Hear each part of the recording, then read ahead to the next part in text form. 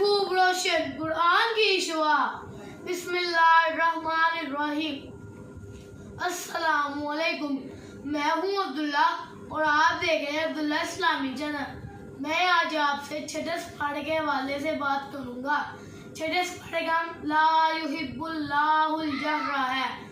अगर हम छठे पाढ़े की सूरतों की बात करें तो इसमें सूरत निसा और सूरत माइदा है। सूरत निसा के मायने औरतें हैं और सूरत माइदा के मायने दस्तरखान है।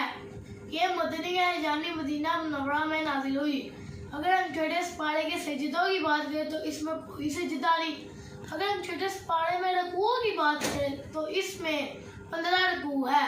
आप मेरी वीडियोस को जरूर वॉच और शेयर किया।